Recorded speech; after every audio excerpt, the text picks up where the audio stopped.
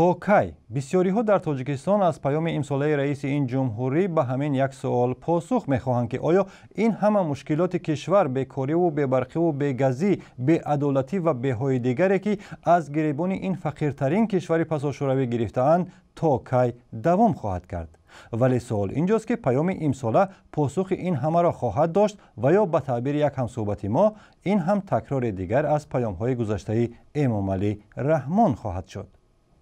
ارائه پیام های سالانه برای امام علی رحمان که 22 سال باز بر تاجیکستان رهبری میکند البته کاری نوی نیست، ولی پیام روز 23 اپریل او کمی فرق میکند. این نخستین پیام سالانه رحمان در دوره اینک چهارم پرزیدنتی او و بعد از پیروزیش در انتخابات ماه نوامبر بوده، همزمان آخرین پیام او به هیئت کنونی پارلمان است که در انتخابات سال 2015 عوض می شود. از طرف دیگر از این دوره نوی ریاست امام علی رحمان هم 5 ماه گذشته است و از حالا می توان یک نوع نتیجه گیری کرد که او در این مدت چی کامیابی و چی ناکامی داشت و خط مشی این دوره ریاستش تا کجا روشن شده است که بتوان حد زد که آیا از پیام امسالش چی را میتوان انتظار داشت و چی را نه.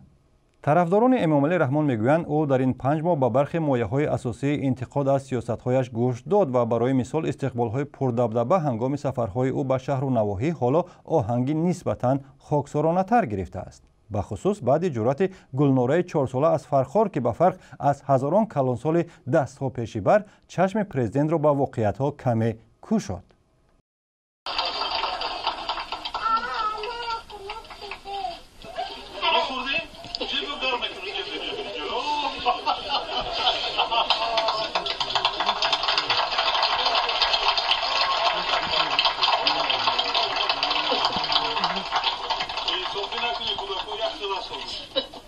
من تا جایی که معلومات دارم خودی همین راهبر دولت تاجیکستان اونقدر احتیاج ندارم برای این چیزهایی که استقبالی خیلی والا گرفته شود. لیکن متاسفانه در قریب همه کشورهای آسیای مرکزی همین یک عنعنه شده است که راهبر دولت با شکوه پیشواز گرفته شود، از او سرودخوانی کرده شود، به او احسان و احترام زیاد کنند. لیکن من گمان نمیکنم که این به منفعت خود جامعه تاجیکستان باشه. بالاخره از حکومت جواب دادن وزیران کهنسال را طرفداران پرزیدنت از دیگر موافقت‌های او در این 5 ماه می‌شمارند. امام علی رحمان ضمن انتخاب کابینه نوی وزیرانش با برکناری وزیران به سن بازنشستگی رسیده با شمول شرعلی خیراللهیف و عاقل عاقلوف که کماکان تا 70 سالگیش سروزیری کرد و هم چند از خویش و تبار بلند مقامش چون شرعلی گل و امان الله حکومت الله و مطلوب خان دولتوف به تعبیر معروف به یک تیر 2 نشان زد. هم سن میانه اعضای حکومتش را از 57 تا 52 سال پایان آورد و هم گویا به دعواهای رسیدگی کرد که میگفتند حکومت رحمان هرچی بیشتر به یک حکومت اولادی مانند می شود. اما از طرف دیگر مطلوب خان دولتوف را خویش دیگر پرزیدنت دولت علی سعیدوف عوض کرد و برای نخستین بار یکی از فرزندان خود رحمان پسر کلانیش رستم امام علی به مقام مهم رئیس کمیته گمرک رسید. منتقدان میگویند در عمل در حکومت تنها یک اصلاح ظاهر صورت گرفته است. خویش و تبار پیرتر امام علی رحمان را نمایندگان نسل نو خانواده او عوض کردند و کشتی کدری دوشنبه همچنان در همان باطلاق اولادگرایی و محلگرایی در مانده است. به نظر شخصی من دوام 5 ماهی که امام علی رحمان باری دیگر سر کرسی نشست هیچ تغییراتی را به وجود آورده نتوانست. البته زیاد تحلیل ها می شوند از آن و مثال آورده می شود از تغییرات کادری در سطح حکومت، ولی باز هم اگر باری دیگر ما ببینیم مشاهده می شود که هیچ چهره نو یا با اصطلاح جوان یا اون متخصصی که واقعا اکثری جامعه شهروندی یا کارشناسان طرفدارانش باشد این گونه یک چهره به حکومت وارد نشد و باز هم همون خویش و تبارچگی و محل اینچنین منصوبیت حزبی به نظر می رسد و باعث تأسف است که اولویت به عامل و ظهورات‌های منفی داده می شود. اما انتظارها از پیام امساله پرزیدنت چیست؟ مردم عادی طوری به نظر می رسد از مسائل سیاسی دیده بیشتر می خواهند تا امامعلی رحمان در پیامش با مشکلات روزمره آنها چون بی‌برقی و بی‌گازی و مخصوصاً بیکاری که هر سال بیش از 1 میلیون اهالی قابل کاری تاجیکستان را برای دریافت روزی با مردکاری به روسیه طلا می‌دهد رسیدگی کند. من می‌خواستم که در این باره شاید که آهسته آهسته رفته خیلی بی‌برقی هم از بین برده شود. جناب عالی در پیام نوبتیشان بیشتر در موضوعهای بیکاری گپ زنند، چون که بسیار جوانان مکتب‌های عالی را ختم میکنند و از نرسیدن جایهای کاری به شهرهای روسیه سفر میکنند. از این خاطر همین موضوع را برطرف میکردند که برای جوانان جایهای کار خوب، معاش خوب بیان. من میگویم در جمهوری تاجیکستان خدا سویتی را در پرزیدنت جمهوری تاجیکستان سویت ها را در قشلاق‌ها بتیان، مثلا نمیو چیه باید این اتاجه را اساس کنن، خدا هم خوشبگی را بتخواه. ما انتظار هستن که پرزیدنت همون جمهوری تاجیکستان امامعلی شریف رحمان مثلا بهبودی‌های تاجیکستان باید حل کنه. مثلا در مکتب‌های دهات معلم نمیرسد که مثلا از فن‌های شیمیا، عموما انگلیسی، روسی و دیگر زبان‌ها نمیرسد. همین رو پیشنهاد کنن که تا اینکه مثلا آدمایی که در دهها هستن تعلیم خوب بگیرن.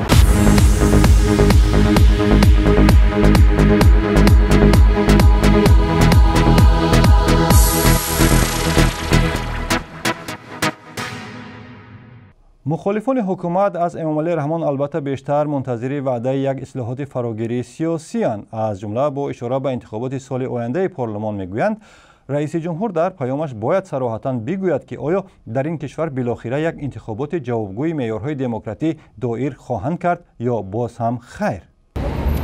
چون قبلا پرزیدنت باید وعده ندهد کفالت‌های تامین انتخابات آزاد را اعلام دارد و مسئولین دولت به خصوص کارمندان مقامات امنیتی و حفظ حقوق اینچنین رهبران زینه‌های مختلف حاکمیت دولتی به روند انتخابات دخالت نکنند. پیام امساله رحمان همین طور در حال ارائه می شود که مسئله خشبازی در حکومت او به فرق از سالهای قبلی دیگر برای مطبوعات خطی سرخ نیست و تنها در چند هفته اخیر در رسانه‌های محلی چندین مطلب در این باره به نشر رسید و با سلب‌های بلند چون شکایت صاحبکار از خسروبچه پرزیدنت یا داد از دست بودجه پرزیدنت. منتقدان بر اینند که این مسئله حالا به حد داغ شده که دیگر دخالت مستقیم رئیس جمهور را می‌خواهد، زیرا یگان مقام پایان‌تر در تاجیکستان حتی سروزیر نوش قاهی رسولزاده حتی جرأت لب گشادن در این موضوع حساس را ندارد. به نظر من اگر رئیس جمهور به مسئله خویش و تبار در سطح حکومت و یا عموما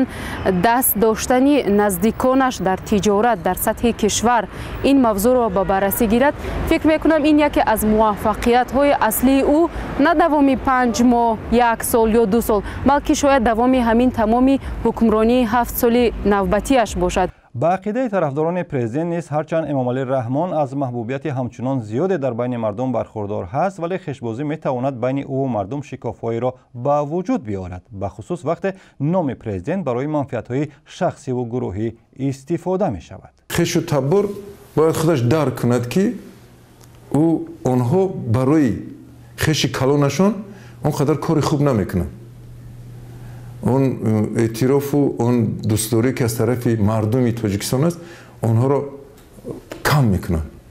اما اهل نظر میگویند حل این مشکل نباید به اراده یک نفر حواله شود، بلکه از طریق تامین شفافیت و حساب دادن سران حکومت در پیش جامعه تنظیم شود. حتی اگر از دموکراتی‌های قدیمتر آمریکا و اروپا هم بگذریم، رئیس جمهوری روسیه ولادیمیر پوتین هم که در تاجیکستان یک سیاستمدار نمونه عبرتش میدانند، همیشه نشست‌های خبری دایر میکند و از سالهای باب و نواب مطبوعات نمیگریزد و هر سال با مردم گفتگوی مستقیم دایر میکند که در طول آن هر نفر میتواند از ظلم مقامات محلی مستقیما به خود پوتین شکایت کند. این به هر صورت منصبداران محلی را تا حد هوشیار میکند که مبادا گپی به دادگریشان تا گوش پوتین برسد.